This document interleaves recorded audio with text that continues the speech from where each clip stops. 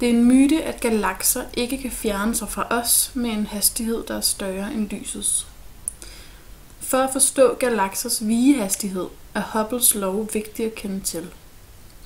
Den siger nemlig, at afstanden fra et sted i rummet, vi kan for eksempel tage udgangspunkt i jorden, er proportional med vigehastigheden, nemlig vigehastighed er lig med Hubble-konstanten gange med afstanden.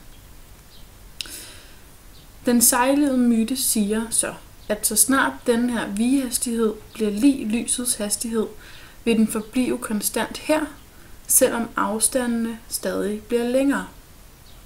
Det vil sige, at proportionaliteten vil ophøre med at eksistere. Denne myte kommer af rationalet i Einsteins relativitetsteori, som der også gælder i alle andre tilfælde end lige netop dette. Intet kan nemlig bevæge sig hurtigere end lysets hastighed ifølge Einsteins anerkendte teori, og det er da også sandt, at intet legeme i rummet kan overhale en lysstråle.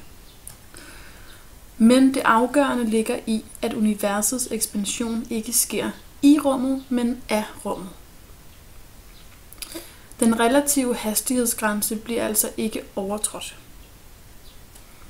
Et andet vigtigt element i forståelsen af vigehastighed er Hubble-afstanden.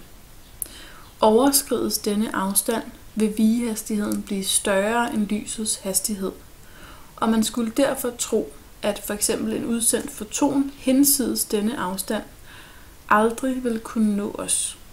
Men dette er også en misforståelse, fordi den her Hubble-afstand bliver større med tiden. Det forudsætter, at på et tidspunkt så vil fotonen altså befinde sig inden for afstanden og nå os på et tidspunkt. Det forholder sig også sådan, at den synlige del af universet er langt større end de antagede 14 milliarder lysår. Når fotonen bevæger sig mod os, ekspanderer rummet, og afstanden fra dens begyndelsessted til os vil være meget større grundet ekspansionen.